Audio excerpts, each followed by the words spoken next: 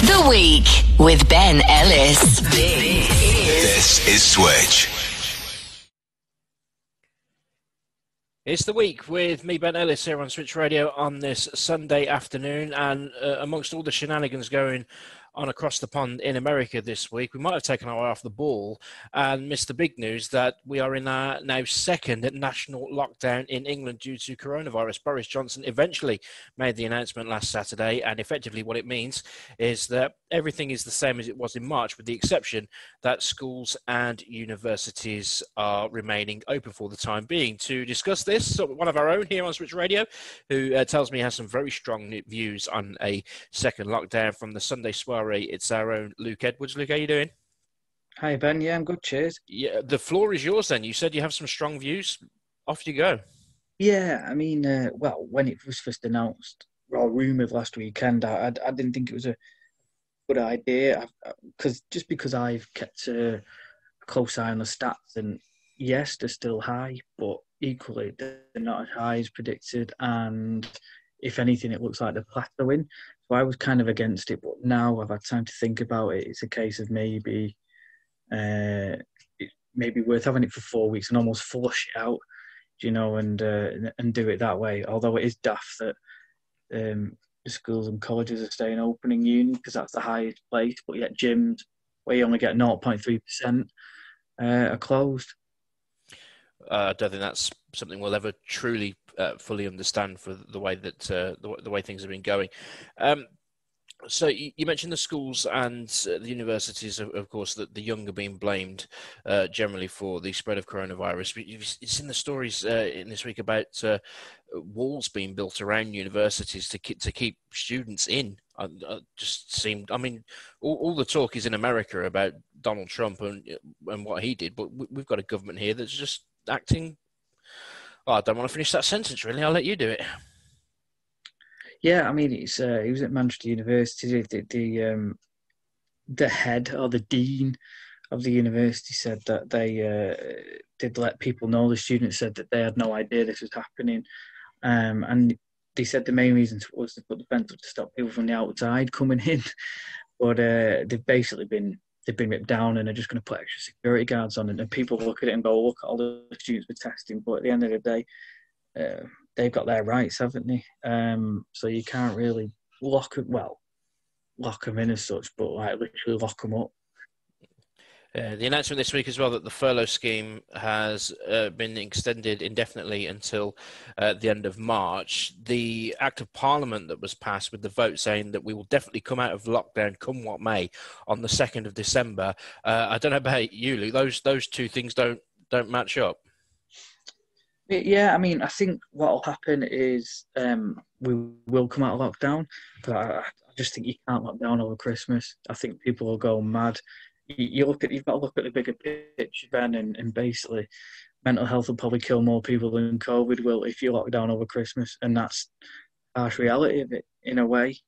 And it might sound like I'm taking a bit of a blasé attitude to COVID, but people how it's affecting them at the minute, and I'm sure they'll tell you that they're not coping that well. So I won't be surprised if we go back to the tier system, hence why the furlough's coming in, because you won't always have the same amount of staff in bars and things like that and other places to go to. So equally, theatres won't be open, clubs won't be open. So there is a bit of method to the madness in my eyes. And I keep hearing people say, oh, well, it might be 1 or 2 months. But like I say, I just can't see it doing it over Christmas. And if they are, I think you've got blood on your hands, not just from COVID. I do feel really sorry for the hospitality industry, though. I mean, when there hasn't been any real evidence to say that is where the virus has spread, but they have to shut down, and they've had to do it for the second time now. And when they were open, they couldn't open beyond 10 p.m. Of course, it does seem really harsh. Yeah, it's the same with like I say with the gym earlier, 0.3%. I think it is. In terms of chance of catching it in the gym.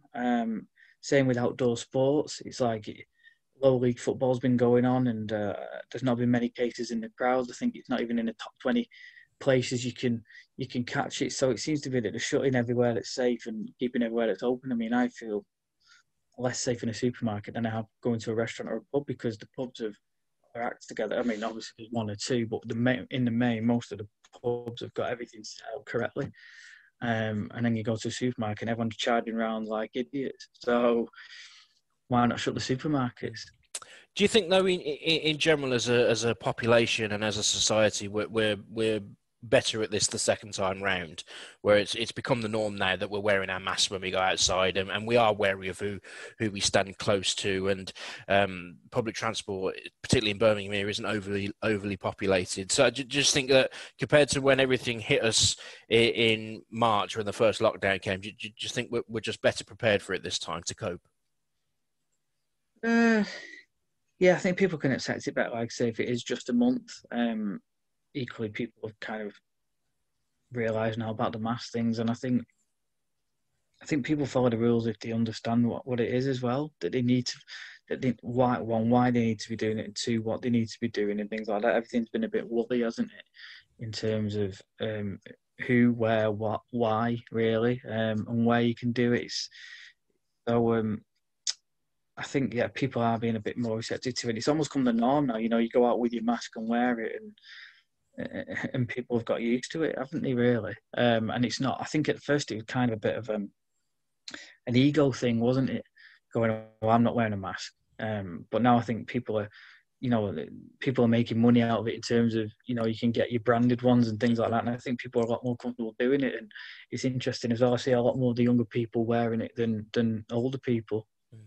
It's interesting as well, the Office for National Statistics, which is not easy for me to say, they are talking about the R rate plateauing over this weekend, so it's levelling off. And there's which also, is what I mentioned at the beginning. At the beginning, you did, but there's also this other model which other scientists use called Zoe, and they're far more bullish about the levels of COVID, that they're showing a significant decrease if you go by the Zoe model. The government aren't using that, but we'll have to, we do mention both of those things. But I just thought it was interesting that they announced a lockdown and then they vote it through. You can talk about the political element of that because there are quite a few Conservative MPs who were dead against this lockdown. But Theresa May as well. Sorry, Ben. Theresa May abstained because she wanted to see the actual figures, didn't she, and evidence, which they couldn't produce. Yeah, this is where I'm going with this actually, Luke, because you've announced the lockdown. The data always trickles through 2, maybe 3 days later, and then you make a judgment based on. Did you not have the information when you decided you were going to go for the lockdown? It just seems a little bit odd. But I follow a Twitter site called UK COVID-19 Stats, which posts the official stats every day. And yes, there has been a slight increase, but you're looking at only 40 or 50 extra deaths and maybe 1,000 extra positive cases. Okay, that's too many. Still too many. Yeah, still too many. But it's not the sharp rise of we're going to have 10,000 deaths by the end of November. I mean, my thinking was surely you'd be at like 500 rising to 1,000 as soon as you said that. And I know, was it back in September, October when Patrick Vallance and Chris Whitty did that presentation? They've been keeping track of that, and their prediction was about 65% off where they were supposed to be. And it's funny enough as well, I heard an interview on another radio station, somebody from the World Health Organization saying, look, you're going to get a spike in November, November, because it's flu season, of course, not to panic.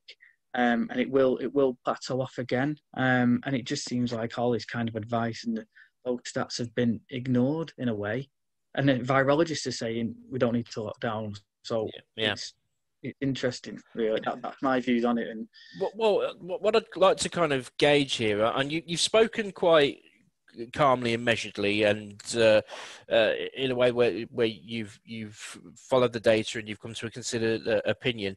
When we spoke on social media last week, we were going to do this last week, but we never got around to it. I get the feeling you had a much stronger view. Could you point us in the direction that you might have gone down last week when you wanted to initially talk about it? Well, it was just a case of we shouldn't have a second one, really, because of that very reason, because I'd seen the stats. And like I say, even though there's rises, it's not, there's not as many higher. It's not as high as they expected it to be. It's plateauing off, if anything. And it's the same in France and Spain. And I think, like I say, France and Spain have done it 2 weeks earlier. and Belgium and Germany, just to maybe, because it is levelling off, so they can nip it in the bud. And I think it's the same here. And to be fair, I think we're kind of coping with it a bit better than Germany are this time round. So we've got on top of it a little bit second time round. There's still a lot to be done, but the thing for me is you can't keep locking down every time you see a bit of a rise in cases or a rise in deaths, as harsh as it sounds. Because again, I've heard another well-renowned doctor say lots of elderly people unfortunately die just in winter because of the cold and loneliness and pick up other ailments. And it's just the case of COVID has speeded it up a little bit. And people might be sitting here going, well, you've not been affected by it. Well, no, I haven't. But equally, someone could drop dead tomorrow and it's something else. And it's just unfortunate, really. And I just think you've got to learn to live with it. And hopefully there's a vaccine being rolled out in the new year. But you can't, for me, you just can't keep looking down and putting restrictions in every time you see a bit of a rise. Okay. And working on predictions. You're almost working on predictions and conjecture as well. Yeah, I hear what you're saying. It's a running theme throughout the programme this week. It's not particularly local news, but it's dominant the world over what's going on in America. At the time that we're talking now, the counting is still going on in parts of America. I mean, the drama of the last week, Luke, absolutely staggering. I'd recommend anyone to watch the coverage on CNN because it's really good coverage. And I must say, Donald, it didn't surprise me, Donald Trump's little meltdown last night. I did say to people before this happened, if he loses, he'll be crying foul and he will have to be dragged out of the White House, won't he, I think?